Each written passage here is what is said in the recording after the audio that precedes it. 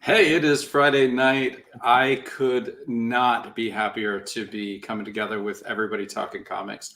I am in the Bermuda Triangle of whatever can go wrong, will go wrong in the Joseph household. So if my computer goes away, who knows? But if it doesn't, I appreciate you guys coming, and because I'm going to start my weekend off right with you guys, because the last couple days of this week have been utter crap, and I am so happy you guys have come to fix it for me. Will, how was your week? Great. I am 8 finished packages away from being completely fulfilled on Crossover Division number 3. That is 3 cheers. That is awesome. I got the email, I think, late last night saying you've got a package coming. That was before my dog started his first of 4 vomit and diarrhea throughout the night. He's over on the couch. He's home from the vet. Oh, it's he's really had a crap week. Yeah. Literally. It was that is one of the things that went wrong. And but you know what? We're talking comics. This is my happy place. So we're just gonna say he's okay, I'm okay, and honey, there's where it is. I just want to invite everybody that is on our panel to introduce yourselves and introduce the project that we're going to do a little deep dive in the next couple minutes on, as if you were at a comic convention and you had 30 seconds as somebody walked past your booth. Let's go, Joseph. You've been on before, so let's let you be the first. Okay, I'm Joseph Dewis. I'm the writer and creator of Super Heresy Showcase. It's 4 stories bringing back 4 public domain heroes from the golden age of comics. Nice. Chris, what can we hear about Rapture Burgers? Yeah, so if I were on a convention floor, first of all, I would yell out to you, "Hey, do you like world domination?" And if that didn't get your attention, something's wrong with you. Yeah. Rapture Burgers is the story of a high school student who one day realizes that it is his destiny to conquer the world and rule it with an iron fist. And we say it's kind of like Pinky and the Brain if Pinky were in charge. Nice. All right. I love that. Sweet. Shadi and Philip are here with the Purple Eyes anthology. I'm going to let either one of you introduce it. Who would be the big voice at a convention if you guys were together? Philip? All right. Definitely. Yeah. So Shadi and I are here for Purple Eyes, which is a new anthology. There's 18 stories from 33 creators. And in this world, 73 minutes before you die, your eyes turn a vibrant purple. There's absolutely nothing you can do to reverse this. There's no decisions, no choices, no medical alleviation. It's 100% accurate, and it happens to everyone across the world. And with all the creators that we have, there's a wide variety of comedy, some revenge, some straight up, some straight up like violent revenge stories, some funny ones, some few in between. Shadia is doing, Shadia can explain what she's doing, a medical drama. Nice. So for this project, it's a little bit of, it's pretty much a medical drama where in this world, because having the purple eyes means pretty much a confirmed death. Doctors don't want to mess with you, so they pretty much leave you to die at a hospital once you come in with purple eyes. to avoid a lawsuit. So we're gonna see a new doctor, and how she struggles with an older veteran doctor and try to help a patient with purple eyes.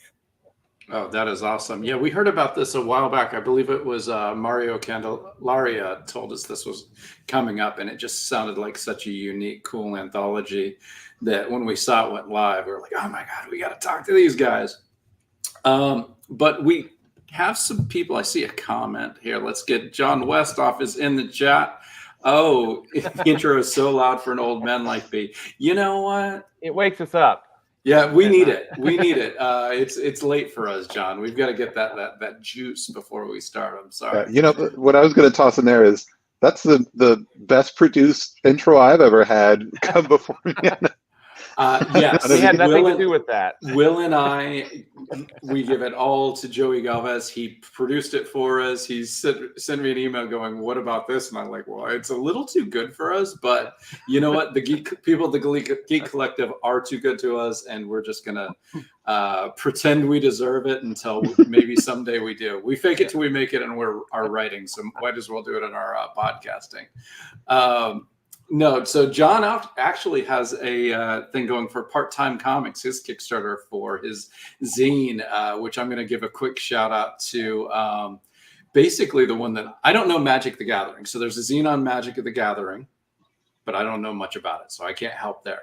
But the zine that is about the comics from the Simpsons world, so maybe Radioactive Man, they would do, part of an issue.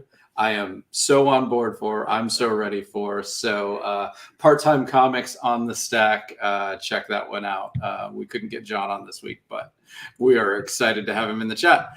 Joseph, we talked about, since this is your second time on this show, I believe, second, right? Yep.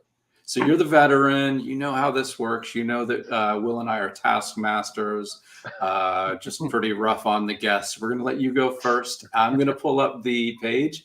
And let's talk about Super Heresies. Okay, yeah. First of all, I want to say, John Westoff is younger than me. So, I'm so used to that now. People younger than me calling themselves old. That's how you know you're really old. So here's where I realized I was old this past month, was when the Rock and Roll Hall of Fame inductees came out. And I was like, man, every one of these bands is good, which means I'm old. Because every band was good 20 years ago, but I'd never heard of them. So I mean, that was a really awful wake up call for me. Yeah. So this comic called Super Heresy Showcase. We started the Super Heresies line, I guess, in 2019. We had a comic called Super Heresies in it, and we took public domain superheroes from comic books. And we had 3 stories. One was a team story, one was a duo story, and one was a solo story. So with showcases, you decided, there was one story that wasn't ready in time for Super Heresy. So just like I did for Two Eyed Tales, I took a 6-page story and I made 34 more pages of comics so I could publish it. And so the idea behind Showcase is that each one is a solo story, and they're focusing on these characters, some of which were in Super Heresy, some of which are not. But the idea is that you don't need to read Super Heresies. Every one of these stories is self-contained. If you look closely, you can kind of tell they're all in the same world, and there's little references in there. So it's kind of a bonus for if you read both of them, but you really don't need to. So I wrote and lettered all of these, and we had different line artists for each, and then we had the same colorist for all of them. And Mike DiCarlo, who was a veteran DC, Marvel, Archie, Bongo, every company you can imagine artist. We got him to do the line art for the cover, and it's an homage to Jimmy Olsen number 131, which is not something people do homage to very frequently. But I found it because it's the same cover date as the last story chronologically. So you have Dash Dartwell, who's like our super fast guy, and he's kind of there in place of Jimmy Olsen, and you have the Scarab in place of Superman. on the cover. And so our first story is with a character called Madame Fatale, and the original version in the Golden Age was called Madame Fatal, and we just added E's to the end of it. She is actually a male stage actor named Richard Stanton, and his daughter was kidnapped by criminals, and he goes undercover as an old woman to find his daughter who was kidnapped. And it's just such a funny concept, like, in 1940, like this, and she had, and it's funny because her pronouns change in the captions depending on whether he's in a civilian identity or whether he's Madame Fatal. It's the omniscient narrator in the captions always referred to her as she when it was Madame Fatal, and he when it was Richard Stanton, which I think is really interesting for a Golden Age comic. But so she had 22 issues of Crack Comics. Each story was 5 pages long, though, and each of those, after the first issue, they completely forgot about the backstory for the character. So he never found his daughter, never made any progress. Just started fighting criminals and being a detective and stuff. So we have this one take place in 1970, and it takes place in Los Angeles County, where there's a bunch of people who have disappeared, and on the side of this highway. So Madame Fatale goes and. Well, that never happened in California in the 70s. So goes and investigates what happens, and so it's kind of thematically related to these sort of cults of personality in the 70s, like Jonestown and the Manson family. No, that is awesome. So how did you come upon these characters and choose what to spotlight? So it's been a little while just kind of figuring it out. There's a couple sites, comicbookplus.com and digitalcomiclibrary.com, and they are and they host free scans of Golden Age public domain. So not all Golden Age, some Silver and Bronze Age stuff too. And anybody can read them for free. So that's kind of where I got that. And then there's also a wiki called PDSH, Public Domain Superheroes, where they put a lot of these characters in there and kind of give you references about where you can read about them. So there's also a Facebook group with Public Domain Heroes. That's pretty good. And you see a lot of people are doing their own things with them, which is really cool. So I kind of like was looking around, like I was like, I wanted to do like a Justice Society type of team. And so I looked around, just kind of look for parallels that were in the public domain. And yeah, I called the team the Mystery Union because I feel like it's almost like a labor union for superheroes. But they were called Mystery Men, so it's a Mystery Union. And so in our first story in Super Heresies, we had a story about the Mystery Union, and so it was a showcase. I kind of wanted to show what some of these individual characters were doing, like in their solo adventures. Mm-hmm. And the second story, and Kyron Silver does the line art for the first story. The second story is the Sergio Juncom does the art for. It's a story about the Scarab. This is an archaeologist who found a magic ring that gave him powers in Egypt, and As you do, yeah. Yeah. And so I wanted to kind of show the backstory of the ring and how it was made. So we have this story that takes place in 1335 BCE in Egypt, and it's really about the sectarian struggles because the pharaoh Akhenaten was trying to convert people to monotheism, and no one really wanted to do it. So the whole struggle about that, and we have coming back through time. There's a Cuban tank crew that lands in ancient Egypt. And they make an alliance with Apep, the god of chaos, to help destroy the followers of Ra. So to kind of help Akhenaten's cause. then Bast and Ra have to come up with a way to fight the Cubans, and they can't do it themselves because they can't directly interfere with mortals. So the whole thing is about how the ring was created and how it was used in ancient Egypt. No, that's cool. And then the third story is called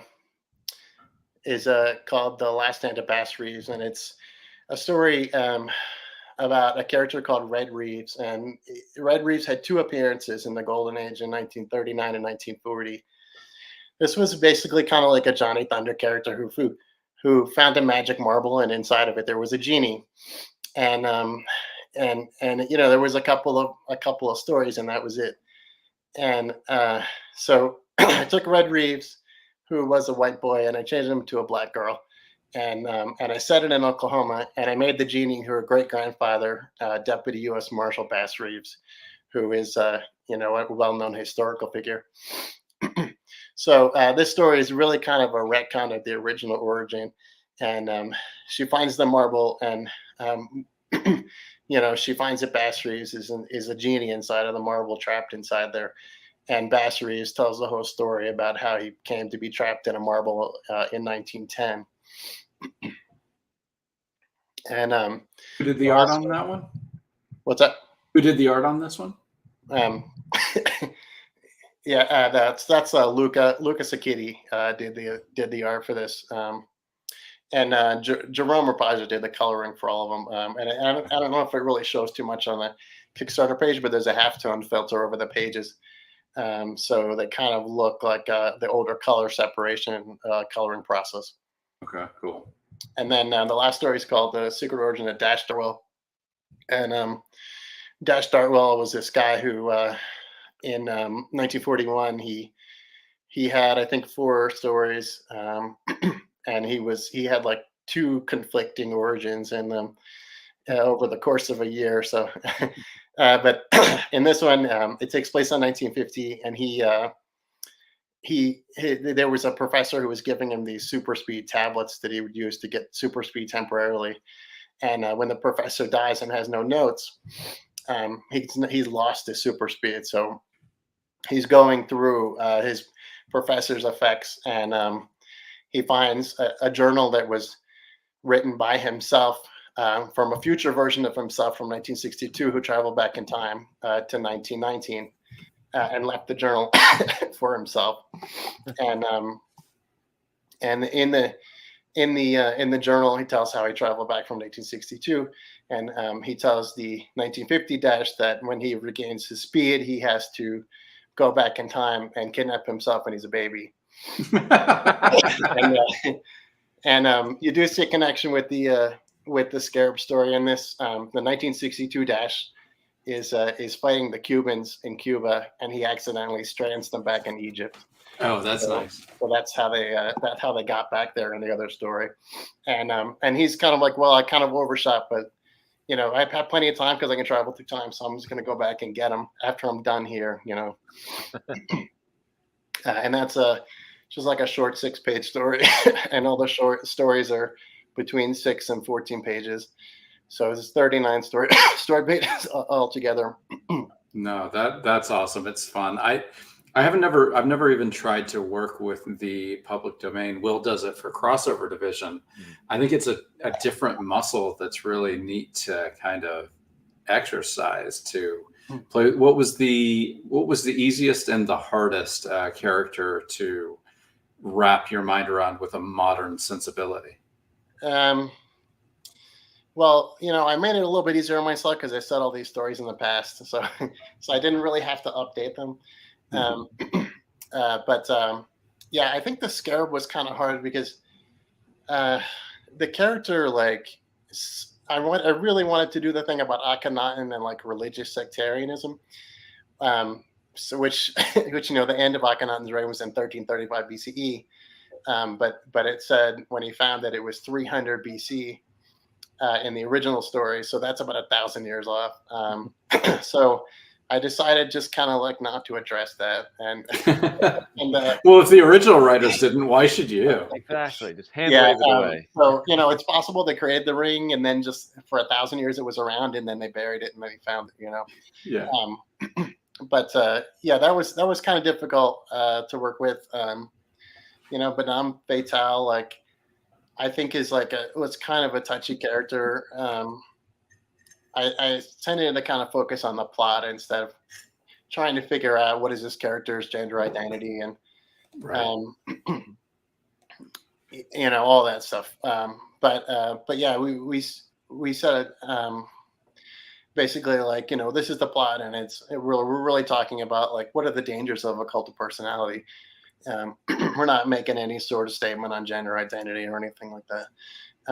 And then probably the easiest one was Red Reeves, because like once you start changing like every single thing about a character, like it gets really easy. and I was like, yeah, we have too many of these like white boy characters, so just like change it. And then I was like, wait a minute, if she's gonna be Bass, if she's gonna be Red Reeves, like why can't they use Bass Reeves in this story? It's like everybody wants to use Bass Reeves, it's like put him in there. And that was probably the easiest one. Sweet. Well, we're going to give your throat a little rest, and let's talk. We've got 2 people for Purple Eyes, so let's go to Purple Eyes and get a little bit of that anthology. I'm going to pull up the page. What was the first genesis of this? How did this idea pop into your head? So this anthology is an expansion upon a story that Sean Dicker and Justin Birch and I did about 6 months ago, or we completed about 6 months ago. And some of those preview pages are available on this Kickstarter page.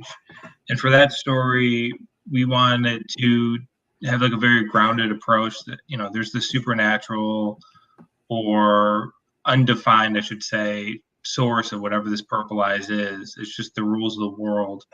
And yeah, so some of these are the preview pages from the original. And at least for us, we decided that we would do like I call it like a Sin City color palette or like storytelling. So, traditional black and white, ink on paper, because Sean's a fantastic traditional artist. And yeah, so we had just the purple as the storytelling device, because just to emphasize how predominant and how much it affects every person in the world. So we told the story, and for me, I predominantly do short stories, and the big thing is, even if it's a one-pager, that all short stories have a distinct beginning, middle, and end. Like it doesn't feel, you're not showing the reader like basically a scene, or I'm just going to write this short story because I hope to pitch it to editors and make it expand.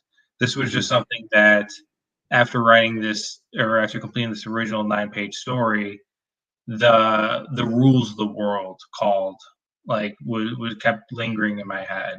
So like I said, it was a very distinct ending. I should say, it's kind of the punchline. There's very distinct endings, but for that original story, and I was getting at a crossroads of what to do next, either to do my 4th anthology for Crackle, because in the past I'm known for my anthology series called Crackle, or I was going to venture on into a new unknown anthology, which would have been Purple Eyes. So I thought it'd be more fun to invite fantastic creators on. I didn't even know. No, sorry, Shadi, but I was not aware of your work at the time, and I feel that was, I feel that's with a lot of the creators that are on this anthology. I just had no idea, for whatever reason, I was just unaware of them as creators and their highly artistic abilities and storytelling abilities. And so that was one of the key things too. Like I wanted to have open pitch submissions, was because there are just so many fantastic and utterly just talented creators in the indie comic scene, like globally. Like I can't remember. You can't see. Yeah, are you on Google Chrome? Yes. Yeah, Google Chrome for some reason like does weird things. Like I tried having like the emoji of everyone's home country on there, but then like Google Chrome just like translates it to like whatever just leaves some letters, so it looks weird. But yeah, so I mean, we just, I had open pitch submissions for 6 weeks, had 185 pitches, which was a lot more than I was expecting. And the only limitation I really had was, just give me, like, you have to follow this loose, I guess, writer's prompt of the 73 minutes and their eyes turn purple and it's 100% accurate. It's not, it's not a logical puzzle like, oh, I figured out how to make my character have purple eyes and then not get purple eyes. Right. It was, it was that. And I was like, just, I don't care what genre it is. Like, if just tell an interesting story and then just let me know what the page count is and the creators. And that gave the widest variety of stories that I personally wouldn't even thought about, like how, Shadia and Raymond and Kyla, all, they're doing, like I said, a medical drama. There's a couple, there's a sports one. I would say there's like 3 revenge stories. One's a revenge comedy, one's a petty revenge story, and one's like an action movie revenge story, like revenge tale. Like it's, and I know Mario was on here, you said, talking about it. I would say Mario's character would act appropriately when, the character makes some selfish decisions type of thing and like make some comedic decisions, like acts like a person would. It's not like, as much as, we want to make these stories interesting and make them more grounded, like having we do want all these characters to like, give their money to charity and do something good with the last moments of their life. And there are stories like that, but then there's also stories of just people panicking and being scared and just doing stupid stuff because they have an hour and a half left to live. Yeah. No. So Shadia, when you first heard of this anthology, did the story pop into your head, or did you just sit down to try to crack your story to get in?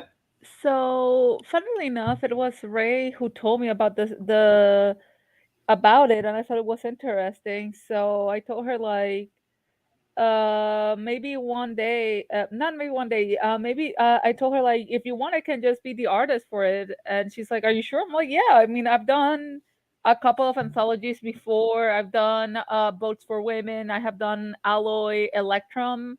And I have done like fan art scenes. Like I was in one for Sailor Moon villains. I was in one for JoJo, and I won JoJo's Bizarre Adventure, and then I was in one for Fallout New Vegas.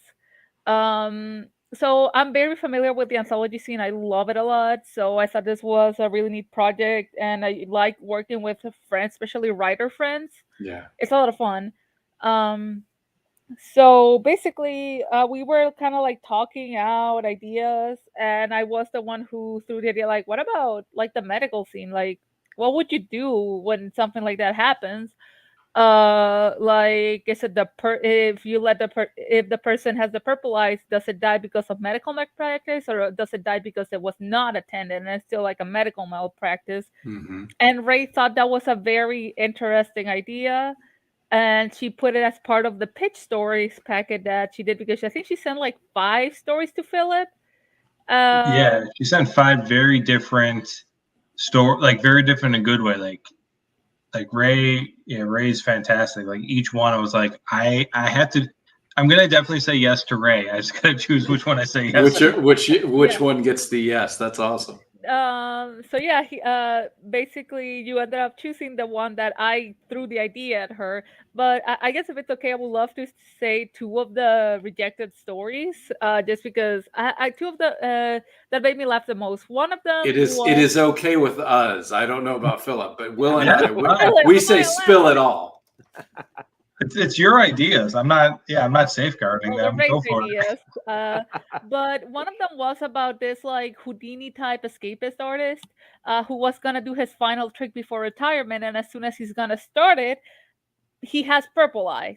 and people are panicking because they think he's gonna drown, and oh my god, and the key and nothing, and oh my god, what's gonna happen? What's gonna happen? But he manages to get out, and immediately after, people are like, oh my god, yay! He goes into an anaphylactic shock because he's allergic to latex, which was the suit that he was diving with. And then the other one was a story about two exes that they see each other, and one discovers that the other one has purple eyes, and she's like, it's fine, I just want to have a good day today with you, um before I go. And they just spend that date, that final half an hour to hour and a half together. Cool. Yeah, no, I think I'd be really petty. I think I would be like the worst with 73 minutes. You don't have enough time to really come up with something like powerful and nice. So I think I'd just be a real shithead for about 71 minutes after I came to the realization. I think a lot about I don't know if you guys have ever seen the Midnight Gospel. Mm-mm. But it was a very interesting TV show that is based on a podcast, and they brought in one of my favorite people in the world ever, called Caitlin Doughty, which is somebody who talks a lot about death positive and being at peace with death, and just about how much the funeral industry is a scam. And it made me think about and the host, dad, had a very interesting death experience with his family, and I thought that was like, wow, if I ever knew that I was gonna go, I would love to do it that way, where basically he woke up and the doctors told him like, hey, you're gonna die, like you're not gonna make it like past a couple of days. And he's like, okay, just give me like a piece of paper.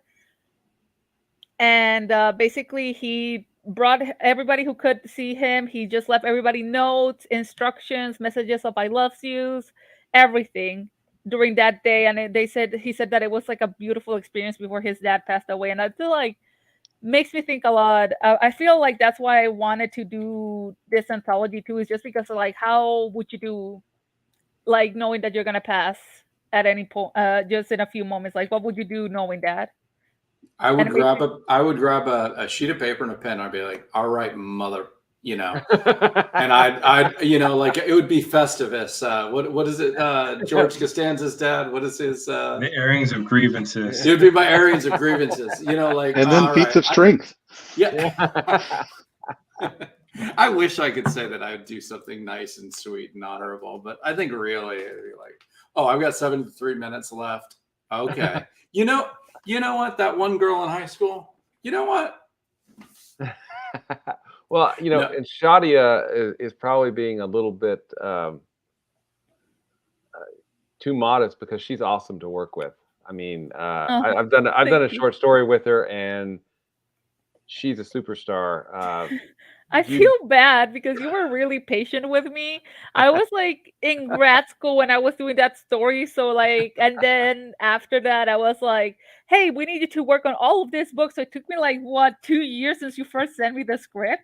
It's all right. Oh It happened my when it was God. supposed And to I'm like happen. in that exact situation with another friend of mine who sent me the script 2 years ago too. And I'm now inking it because I've been so busy. Well, So yeah, I I mean, was- you have your Spider-Ham story that just came out not too long ago, and then there was a big announcement. Was it a Scholastic book that you're doing? Yeah, basically I'm doing like 3 novels with Scholastic. One of them is a trilogy, so like about like Wow. 5 or 6 novels with Scholastic. It's been a fun experience. Definitely Congratulations. just interesting to see how much like my style has to like vary from project to project. Mhm. I was watching a documentary on the Clash, and Joe Strummer was talking about when they finally had to kick Mick Jones out of the band because he was always coming in late. He was just kind of getting into the rock star life and wasn't coming into rehearsals. And they kicked him out, and they had one more album, and it didn't work. And then the Clash was no more. And Joe said, I think what I learned is it's okay to wait for talent. Yeah.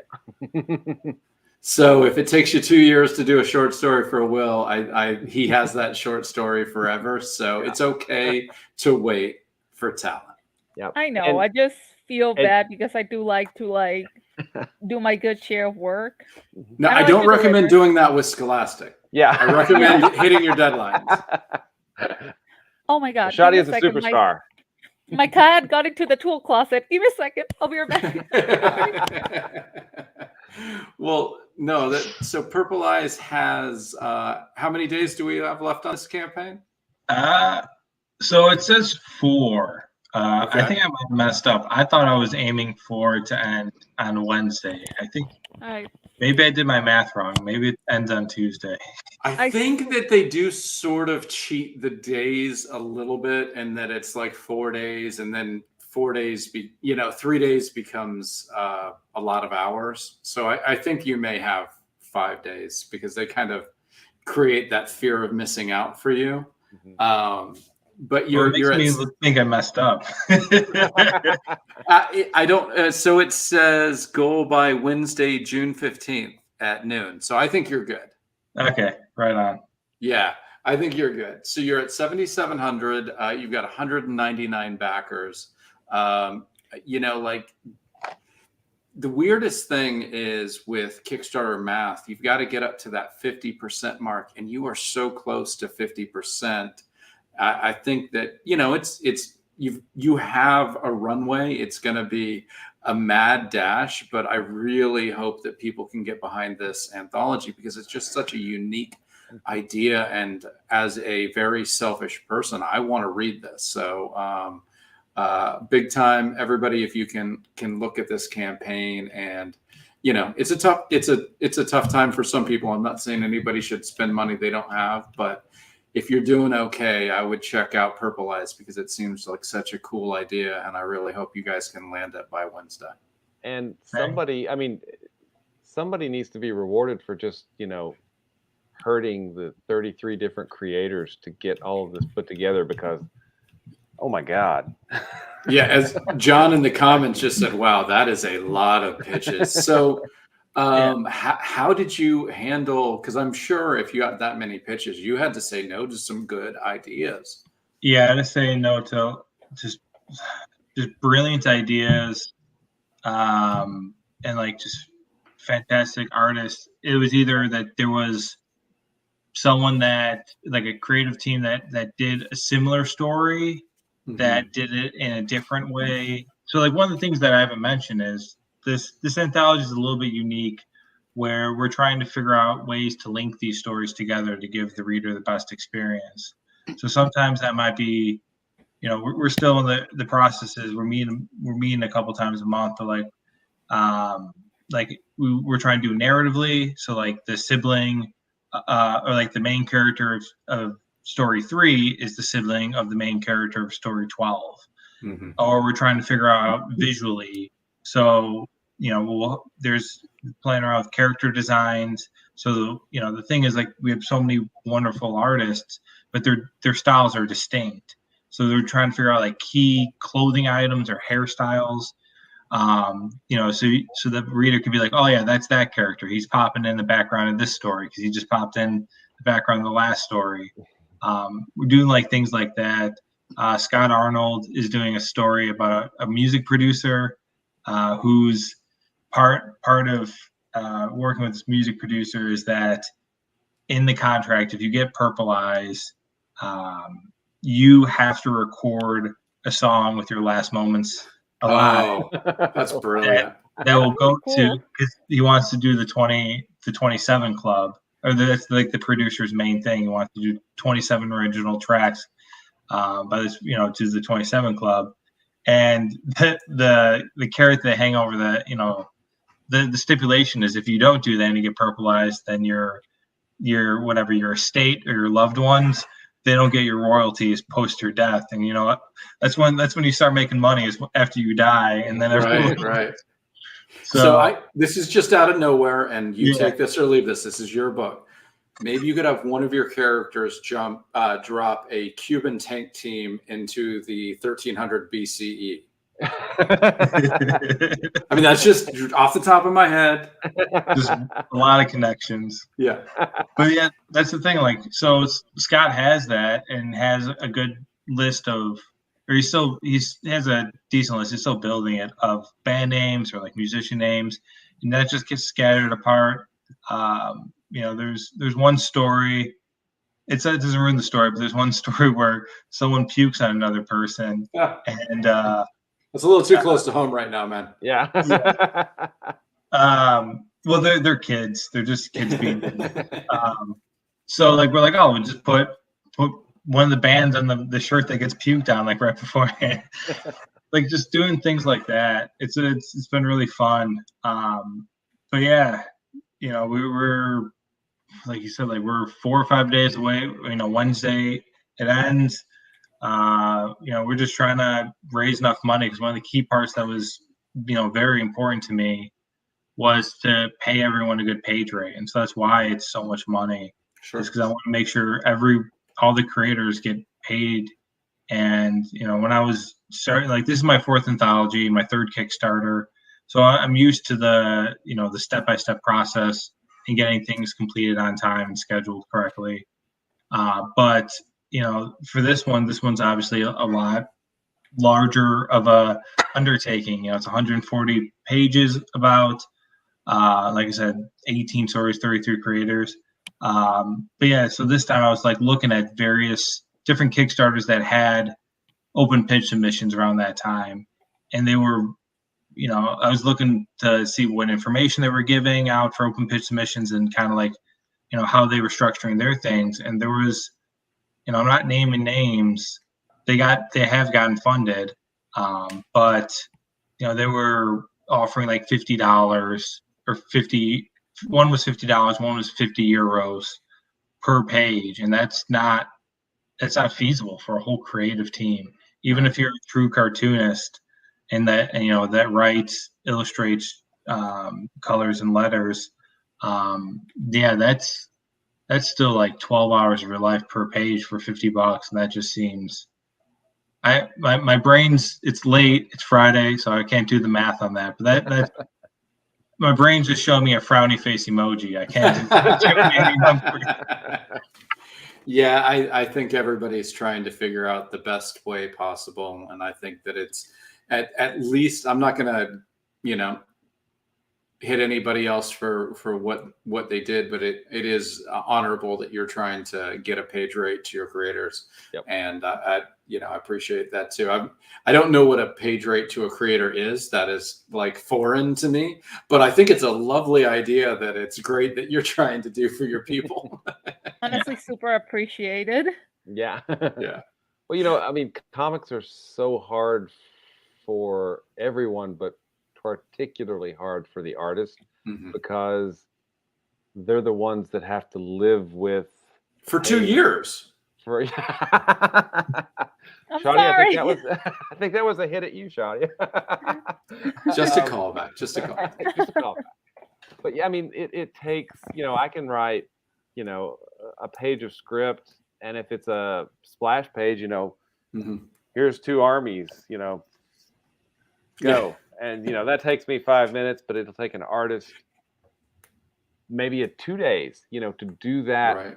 the way that artist thinks it needs to be done. And it's great because as writers, Kevin and I've talked about this a lot. We love to get those art emails. I mean, there's no better thing in the world than an art email, right?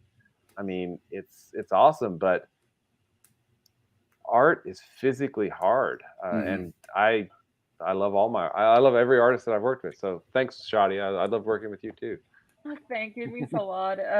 It's honestly really exhausting. I did, especially back in college, I ended up suffering from like severe tendonitis.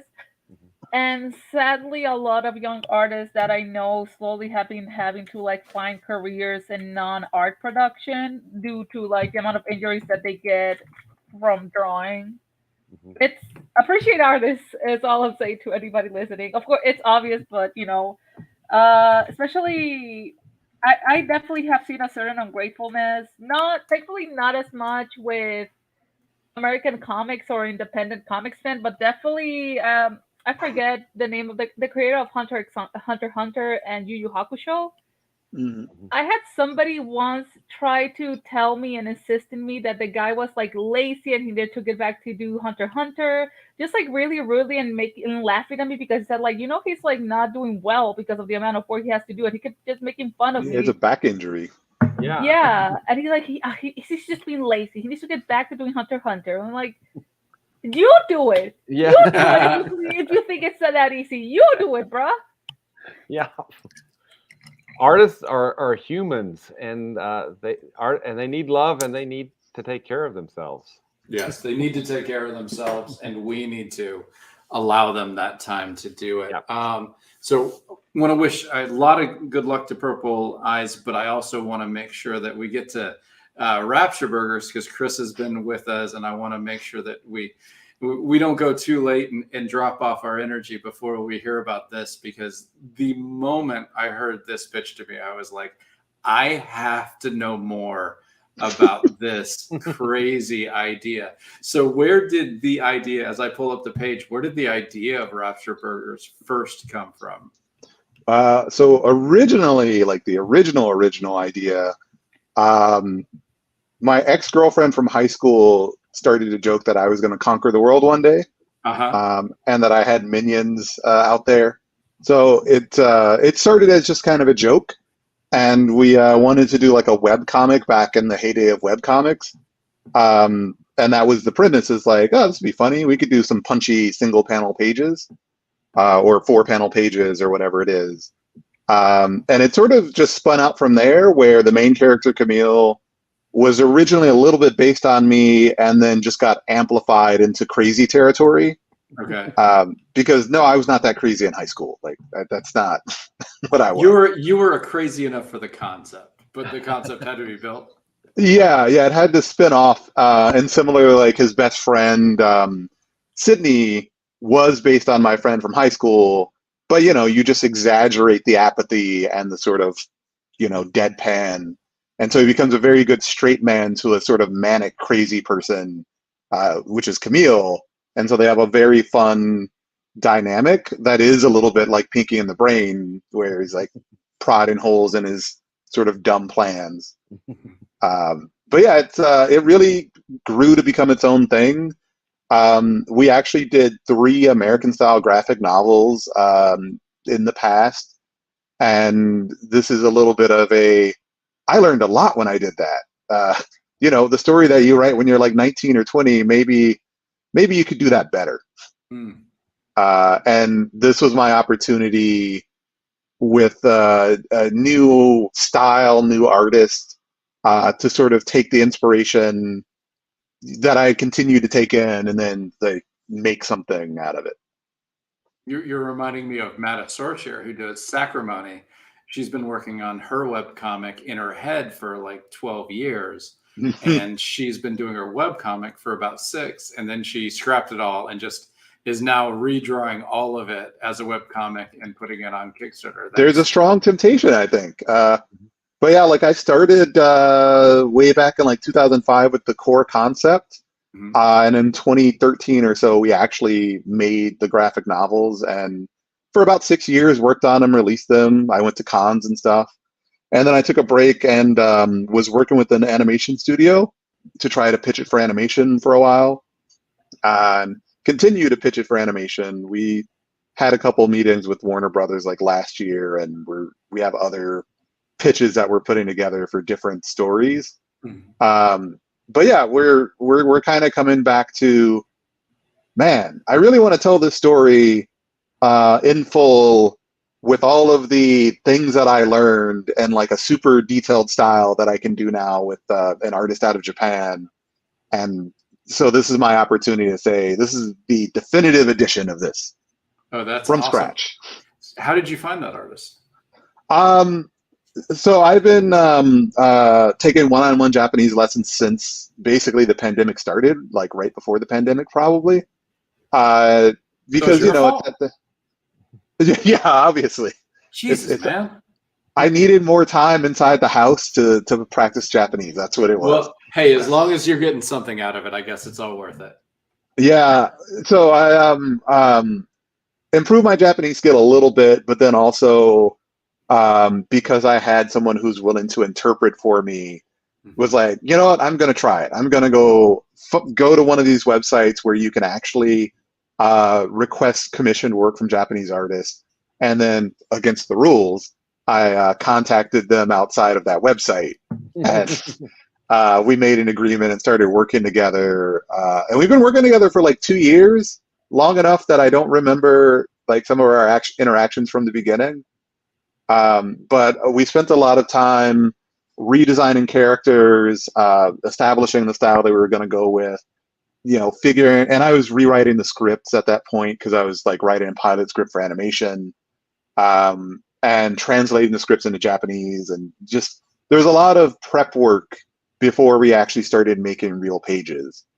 And so we've been making the pages themselves for probably a year, and we have like 126 of them in various stages of completion, but the volume that I'm kickstarting will be 300 pages, like solid first volume. Wow. And the reason is because I could release it chapter by chapter again, but for me, the longer form storytelling works much better for this story.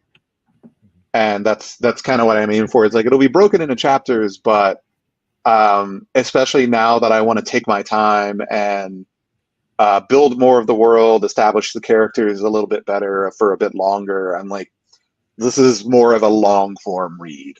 Yeah, Shawnee put this earlier, but I think it works really well now. Like NARF, oh my God, 300 pages. What thought goes into taking something that was a very traditional American comic and changing it to be more of a manga influence? What do you? I'm kind of ignorant of manga, so what's your thought process in doing that? So if you read Scott Pilgrim was an American style-ish comic that took a lot of influence from manga and used the screen tones, used the lettering, like some of like similar effects. It was very video game inspired, Japanese culture inspired. And that's like a half step a little bit, which worked. Like I like Scott Pilgrim. I just realized I was muted. I was gonna say to what he was saying is also manga has a very high one thing. Manga has a very high demand schedule. They ask you for like 10 pages a week. And while you publish that, you also have to think of pencils and thumbnails for like the next couple of issues. So it's pretty much a very non-stop schedule. That's why they say like a lot of artists ended up injuring themselves. And then you see like later artists like Eiichiro Oda or I forgot the creator of JoJo's Bizarre Adventure, where now they publish a chapter and they take a break. They publish another chapter and take a break. And that's what is coming more now. Yeah, and that's the interesting thing of I'm bringing more of the American style pacing to this because I'm aware of like the artist burnout, and I'm very specifically like, yeah, we're not doing that.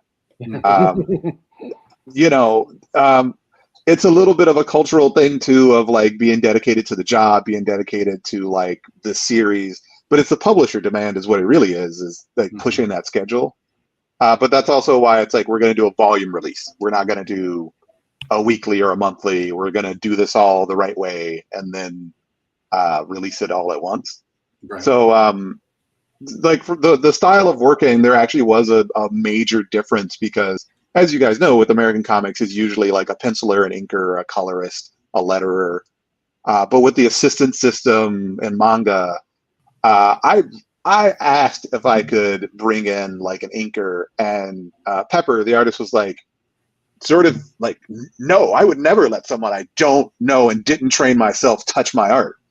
Like, that is not a thing I would do. Like, I would have an assistant that I train, and even then they probably don't get to do the inking. They get to do some backgrounds. They'll do like food or mechanical things if necessary.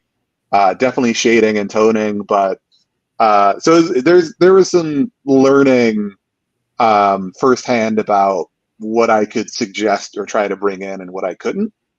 But from a writing standpoint, it is that there are some different sort of tropes that are common From a visual standpoint, Pepper, the artist, describes like, well, you know, a lot of American comics, especially superhero comics, try to be like a still frame from a movie. So like you might study cinematography books to get an idea of like making a good comic panel, but manga is more inspired by some Japanese art, but it's a little more like things are in motion, or you bring your characters have a little more deformation.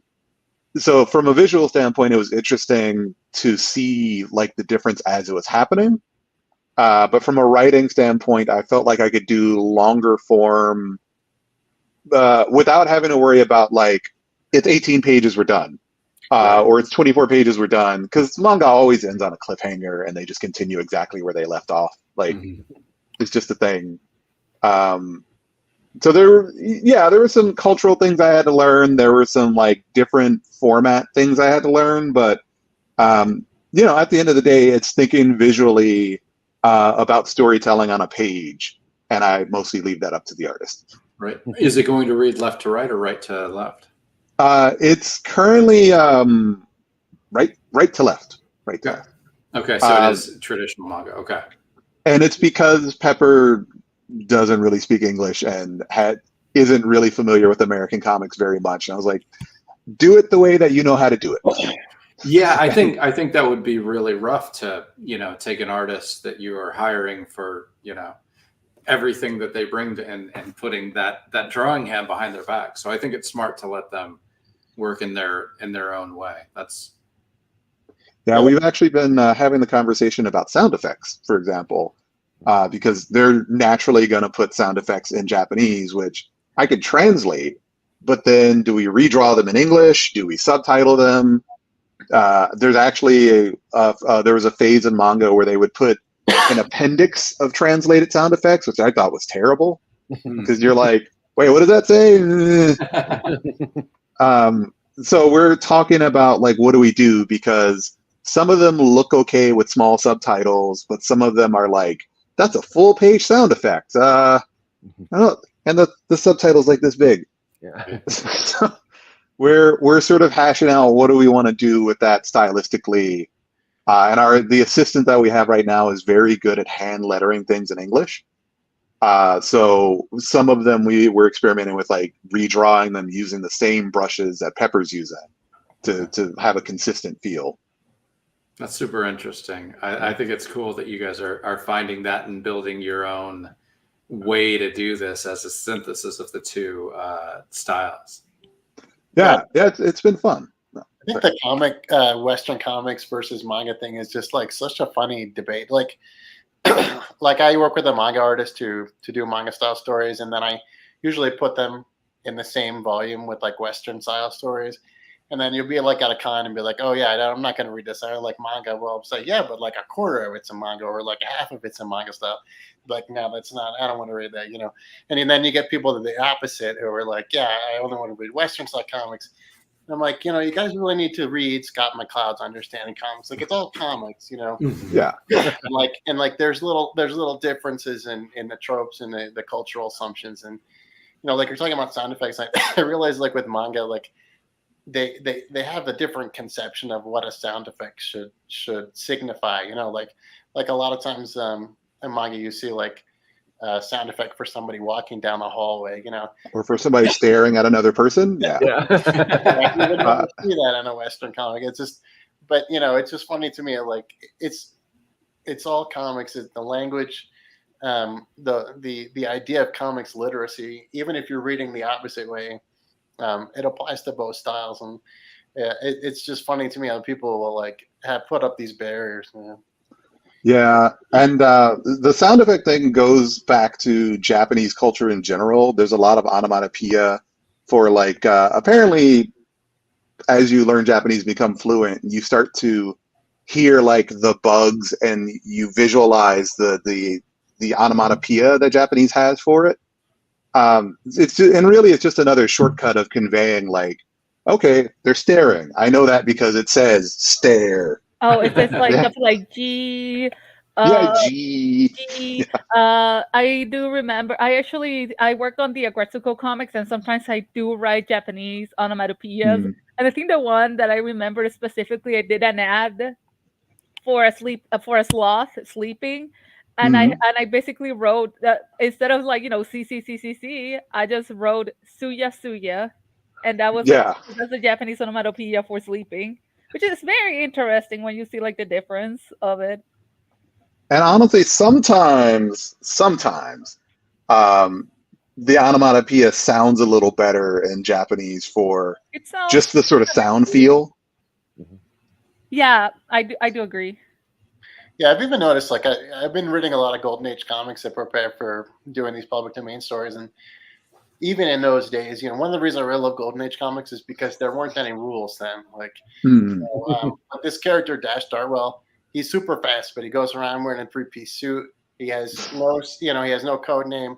He has no costume. Blatantly misuses his powers for personal gain, Nice. But something was really interesting about sound effects. Like, instead of a sound effect, it might have a caption that says, the Tommy guns, kill the bad guys, or and it'll just say that and there'll be no sound effect. Or the hero throws the villain against the wall and there's like caption, there's no sound effect. So all of these things like sort of congealed over the decades, and we have this idea of like what's right and what's wrong, but it's completely subjective. And when they were doing that, they were making it up, and by making it up, they were making up the rules, and also they didn't give two hoots at all. Like, it was just like, some 6-year-old's going to read this. Who cares? Yeah. The Tommy guns killed the bad guy. Yeah. And then now we read it, 60 years later, and you get both the incredible enjoyment out of reading something silly like that, and you also see it. Like, we're watching the original Dark Shadows. My family are now, with Barnabas Collins coming on, and just the extraordinary silliness of this vampire in a soap opera. And yet you cannot look away. It is also transfixing and incredibly entertaining in that way, of these people that are just like, and apparently that was the head writer was told, if you don't get the ratings up, we're going to cancel you. And he was like, well, we're never going to get the ratings up, and I want to write a story about a vampire. So we just put a vampire in a soap opera, and then the ratings skyrocketed, and they were on for like 20 years because he was told to. Instead of trying to get the ratings up, he said, "Screw this! I got another year. I'm going to write what I want to write." And and eventually somebody is going to write, Superman, Batman, Daredevil, Fantastic Four. And the manga equivalent, and we're all sitting here playing around with comics because they did these crazy make 'em ups. So I don't really know what I'm saying. I love it. There have been some, I think it's a manga interpretation, but it's like so silly, but I loved it. It's like where Bruce Wayne gets transformed into a baby and the Joker has to babysit the baby. I've seen that. If I recall, it's a manga style, but it was like one of the most, like the funniest thing I ever read. There's also the Deadpool one. Deadpool Samurai, I think, is a thing. Maybe. Yeah, no, I've read some of it. I know it exists. Any of that stuff is just so much fun, and there was incredible freedom in that nobody really respected the audience, so they could kind of do anything. And also there's just incredible joy in this, just like, F it, let's do it. And we're all sitting on those things, and and then Alan Moore comes in 87 and says, well, let's take all these crazy things that I love and let's give it a reason. And then there's people like me like, okay, now we got to be serious. But let's also have a blast doing this as well. Well, yeah, I mean, look at Eisner, building a lot of these things, with the spirit, panel to panel transitions, and I'm still trying to figure out a way that one of these days I can use thought bubbles, because those have gone the way of the dodo. But we use captions now Only, you know, Right. only babies use thought bubbles. We don't use those anymore. You know what? That's one of the things I can do now. In manga is like I can do thought bubbles and nobody questions it. Nice. That was a minor thing that now that you mention, I'm like, oh yeah, I get to use those now. Also, a neat thing I see manga does is that you can use a picture, Xerox the picture, and that's a background. Oh yeah. Mm-hmm. Oh yes, Yeah, Poon Poon is one that I see does it a lot, and it's so beautifully integrated with the art. Very depressing manga, by the way. So just read it with caution, just so you know. Yeah. The one that does it that isn't as impressively integrated is like I would not read Rent a Girlfriend because the first couple of chapters were all Xerox backgrounds, and I was like, ah. Oh, it's And they really were cute. I know I'm caught up on it now, and now it's sort of a garbage fire. But Oh no. Well, if anything, my recommendation for anybody here who wants to get into manga, because I feel like that is down everybody's aisle, Chainsaw Man. I have never read a manga so fast in my life, and I got a tattoo like 2 months later in my leg. That's how good it was. Chainsaw Man. All right, that's going on the list. Putting it on the list right now. yeah, usually I recommend like go with Urasawa, go with like Pluto or 20th Century Boys if you want. Urasawa is good. I think Monster is the most popular of him, but I heard great things. My husband is like a big fan of him, a big Urasawa fan. He has like all of Pluto. He has all of Monster. He has like his short stories like Sneeze and others. He's a big mangaka collector, so he has a bunch of like Urasawa stuff. Yeah, I think Pluto is out of print now. Yeah, he got it in English. Oh, he has Asadora. He's currently collecting Asadora too. Wow. Cool. No, yeah, that's I remember. Awesome. I'm on John Leeds is a writer, works with Comics Tribe. I'm on his, and I know he was going on and on about Pluto and 20th Century Boys, I think, in his newsletter last year. I think that sounds about right. So I was really surprised at how good Pluto is for being an Astro Boy story, but it's surprisingly good. It's really, really good, like Blade Runner-y sort of, hunting robots and stuff. Cool. I'm gonna definitely have to I'm putting those on the list too. Darn it! Yeah. So much to read. 20th Century Boys. After Chainsaw Man, right? Yeah, after Chainsaw Man, they did say that he was gonna release a part 2, and between part 1 and part 2, he has released 2 short stories named "Look Back" and "Goodbye Airy," and they are amazing. Just like he's like 2 short story, quote unquote, because they're like 200 pages each short story. Yeah, they're one shots. They're one shots basically. So Shadia, thank you. You one second, so I don't forget, Chris. One thing I want to ask: 300-page volume. Is this beginning, middle, end, or is there a possibility of something? Oh no, this is volume 1. 300-page volume. Okay. So the 300-page of Goodbye Airy and stuff. One shot means 300 pages, so it's just like you get one book, which here in the Americas we'll call a graphic novel. Manga is just like it's just so serialized, so you can get like I think it depends on the format. So you usually get like a weekly 10-page story, and then after it hits a certain point, you get the Takobon, which is our version of like the softcover, hardcover compilation volumes. And Chainsaw Man they're all out. They're 11. Sorry, this is like I went off on Chainsaw Man because I just genuinely love that manga so much. No, I love it. Let's like go where the conversation takes us. Let's do it. But yeah, it's a kind of similar serialization. It's just done in a faster pace because of how the manga format is. I think recently, if I recall correctly, they released you might be familiar with Rumiko Takahashi's work. Yep. Maison Ikoku, Ranma, Inuyasha. What's the other one? Girl with the green hair who's an alien. I forgot. Oh, Utsure Yasura? Urusei Yasura, yeah. Basically, her work schedule is that she works like 4 days in a row, nonstop, no sleep, and then she rests for the other 3 days. Oh God. That sounds about right. Yeah, and she just like Yeah. to keep it going. And like I've been there where like I'm working and it's like 6 in the morning, but I was like, no, I gotta keep going because I'm feeling it right now. She Yeah, just passed the human threshold. I will say that I have very directly had to tell my artist Pepper, like, no, it's okay. You can stop. You can go to sleep. Please. We have more time. Don't kill yourself for me. Don't Yeah, no, kill yourself over my story.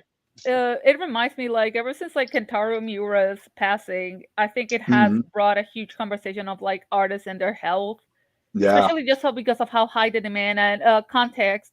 If you know Berserk, Kentaro Miura was the creator of Berserk.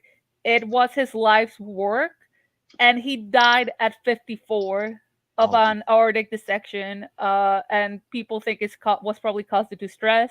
It was the same with Osamu Tezuka. He died of stomach cancer, and that man will like not stop working.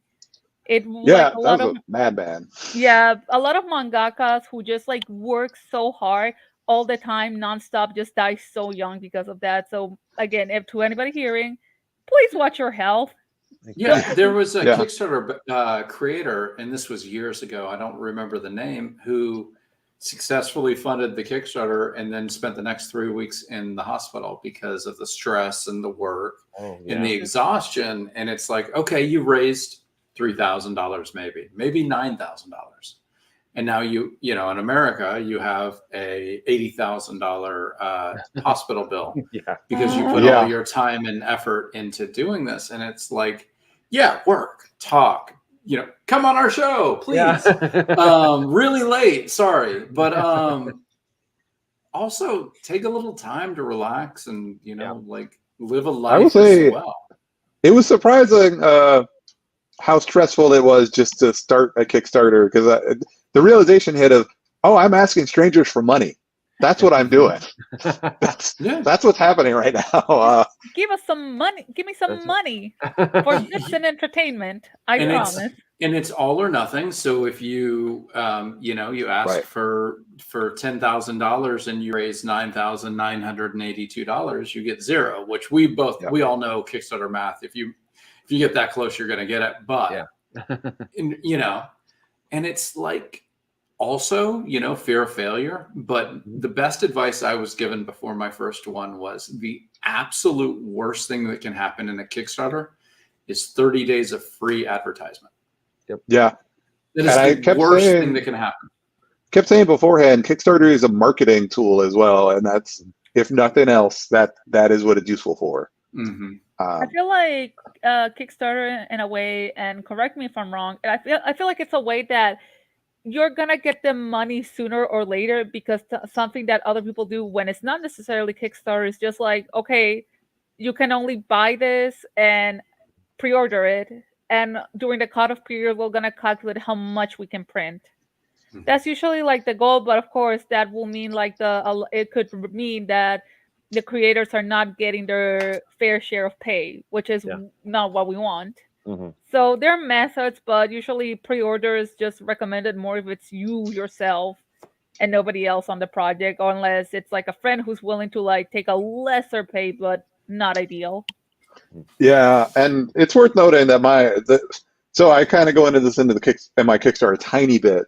This Kickstarter is to help accelerate our progress. It won't cover the cost of everything, because there's just like so much involved, and the non-kill yourself pace, like the pace that we're trying to go where we don't like kill the artist, means that, you know, I'm paying a good amount for the pages for a monthly fee, and we're going to take our time. And so like we're trying to set a deadline of 1 year after the Kickstarter, which we should easily be able to make.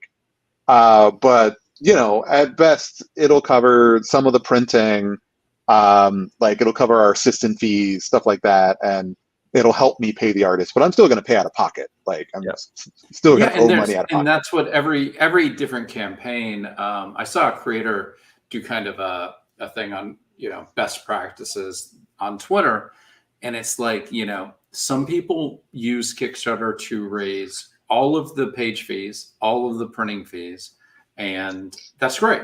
And some people use it to I've already, like me personally, I've paid my artist for the issue that we're kickstarting just so that it can be finished, so that I don't have to worry about if he goes snowboarding and breaks his wrist. Yeah. Oof. What am I going to do? So then I come down and I've paid for the art and I've got a Kickstarter. I could ask for everything.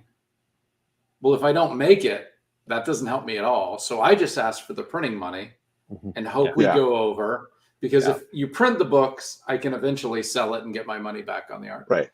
Or some people are like, look, I know that I'm going to do this no matter what. I've got 300 pages to volume 1 of this. I would I'm sure gonna do it like, whether you like it or not. Yeah, I would sure like a little help getting to that thing. And I think what I say is whatever you as a creator chose is the right choice. Yeah. There isn't a back wrong to way. the sort of back to the volume thing. Probably this will be a 4 or 5 volume run of this. Okay, thank you so much, because Will and I talk about how crazy we are for our 20 to 40 issue series. And you just made us look so sane. Exactly. Thank you so much. So sober and so... Wow, I can't do the math of 5 times 300. Well, the funny thing is, like the American version I did was like almost 200 pages each, and I did 3 of those. Wow. So it's not like I haven't done this before. It's just a slightly different format that allows me to breathe a lot more and do some things that I wanted to do. Because when I started the original one, I was real tight on 18 pages and we're done. 18 pages? All right, 24 pages. All right, 30 pages. Okay, 60 pages. And it just crept and crept and crept. And so now I'm like, however many it takes for me to tell my story, that's what I'm going to do. Wait a minute, Kevin. I think he suffers from Charlie Stickney disease.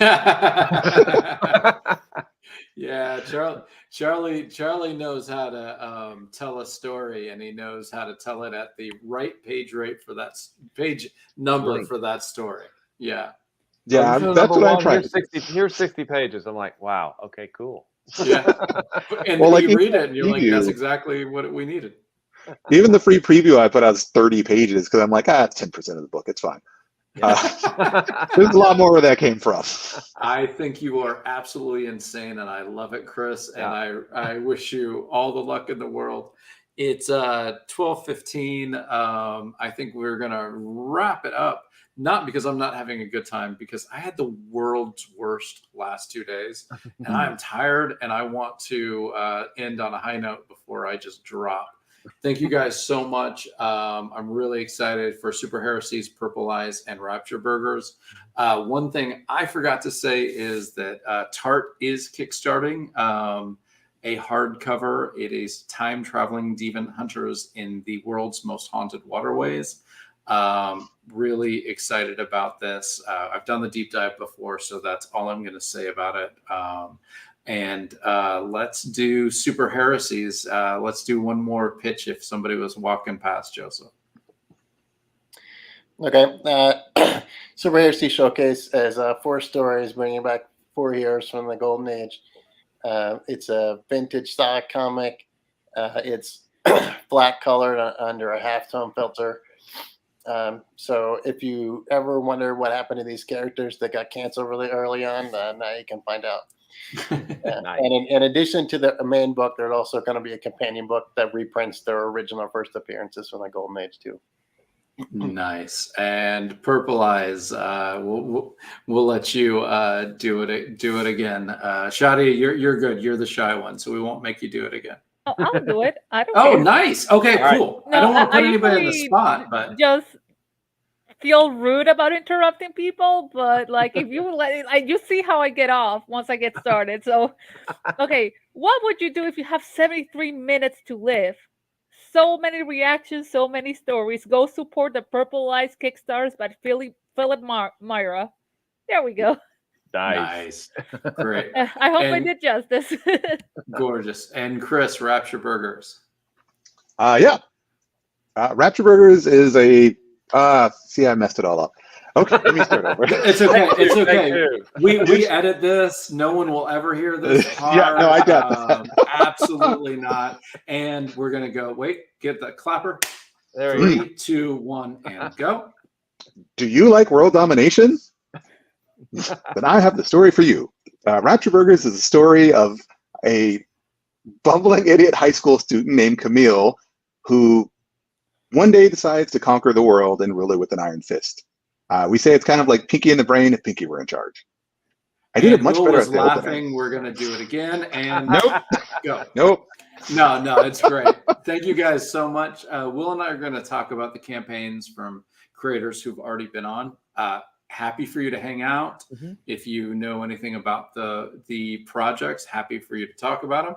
Also, if you are on the West Coast and hungry, happy for you to go eat dinner. If you're on the East Coast and tired, happy for you to go to sleep, because we don't want anybody in the hospital after their Kickstarter just because they were on our show. So really appreciate it. Love for you to stay. And also, if you're not going to stay, good night. And thank you guys so much for joining us. Yep. Thanks. Yep. Thank you so Thanks much for having me. time.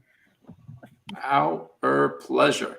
Now it Okay. goes off the rails. Now, yeah, this is where we kind of we don't do quite as good of a job now that we have to try to remember what we were talking about. Oh, let's do one thing real quick. Some guy I know named Will Allred has a Kickstarter coming up for Crossover Division number 4. That's right. Yes. Right, Will, you're unstoppable. That's right. Number 4 will be launching hopefully Tuesday. I've got the last 8 packages of number 3 that are all international, because you do the internationals last. Yeah. The internationals last. That will get mailed out tomorrow. So, yes, thanks, Kevin. It allows you to feel like you have money for longer if you do the $40 per package at the end. So that's crossoverdivision.com/KS. That is characters are reading a story, fall in love with it so much that they actually bring stories that you have already heard about your whole life into reality, which means you might be walking down the street and the tripods from War of the Worlds walk over you, and we need Hank and Hector to get those crossovers over with. And it's just a fun sci-fi adventure. I will sell it for you because you get to be humble and you don't care, but it is a great book with amazing art, and Will cares about it immensely. So we want to have you follow that book. Thanks. Our buddy Farhan has Battle Panda, a panda who always wanted to protect his village. Unfortunately, gets his chance when the wolves just outside of his village start stealing the water, and maybe he finds out he isn't quite as ready to defend as he thought. So a samurai-like battles with the pandas and wolves. And that ends on June 12th. Yeah, that's quick. So I don't know if podcasters, if you're listening on the podcast, I don't know if you have time to get into it, but if you're watching live, check out Battle Panda right now. And Rabbit's Badass Song is just a story of brutal revenge and fried chicken. We had the 2 writers on, and it's just a really kind of a Tarantino grindhouse-esque revenge fantasy, and just intriguing, amazing art. Please check out the page for Rabbit's Badass Song and you will be sold. Then we've got Wolf and I, Waves of Dissonance. We had Krista on, was it last weekend? I think so, last week, yeah. Yeah. She joined us after a day. She had her bad day was last Friday. My bad day is today. So I'm the Krista of this evening. So it's just a wonderful fantasy story of 2 girls who were brought up with fairy tales their whole lives, and start to realize that maybe they weren't fairy tales. They might have been instruction manuals as they realize that the magic is in them. That's a young adult teen comic, not a kid's comic, but also, in that middle school to high school range. And I think that's. Oh, we probably should raise an empty glass at this point to our friends, the Amber Door, funded really. Yep. Really early this week, I think, or was it maybe a couple days ago? I'm not sure. Yeah, I think on Monday Frankie White's anthology did, and Clay Adams Clay Adams Pregnant Bitches of War funded, which is the Gonzo comedy. It was a really good week for people who've been on it. Yeah, Decay, and then Usual Haunts also funded. Nice. We have some friends of the show that may or may not be on. We haven't even talked about it. Last Ember Press have an Alice in Wonderland public domain retelling of Alice in Wonderland's story. And I will give a Explain Yourself exclusive. Ludovic Selle, the artist on Tart, is working on a crossover print. So if anybody backs both Tart and Curiouser, you'll get that print. We don't know what it's going to look like yet. He's given us 2 possibilities and woke up early this morning with a third. So we shall see. You're going to get an art email. Yes, it's the greatest thing to wake up to.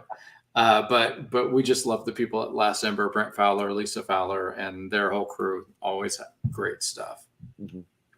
And producing The End of the World, this is where we kind of talked about how, as Shadia said, you're eventually going to do it.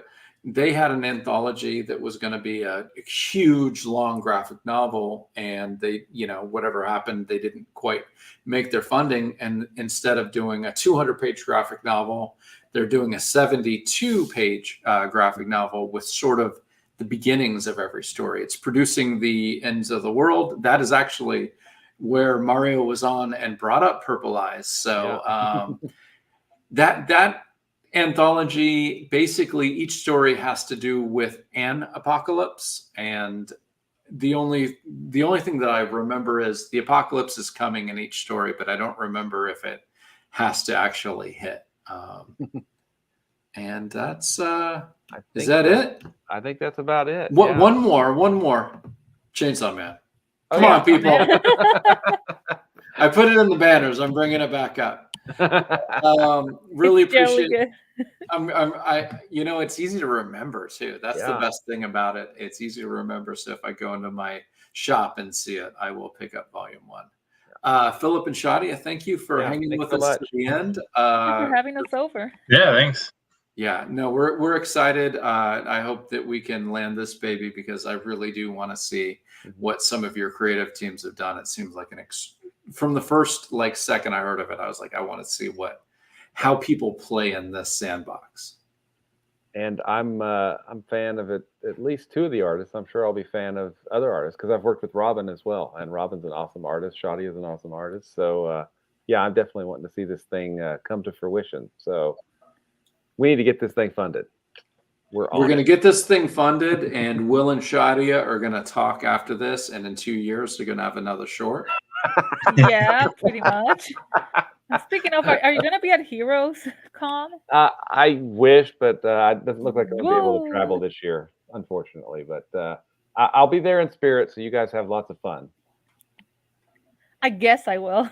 You guess you will. Are any of you guys going to C2E2?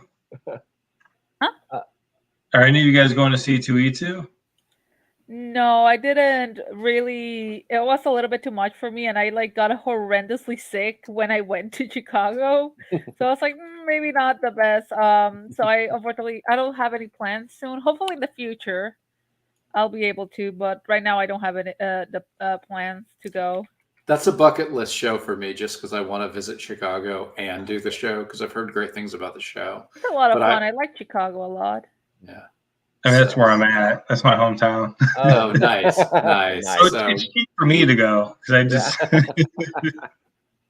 I want to see the city more than anything. I just want to see the city, just because I don't know. I grew up I'm a Braves fan, but you grew up watching the Cubs. How can you not want to visit? The tickets are still cheap.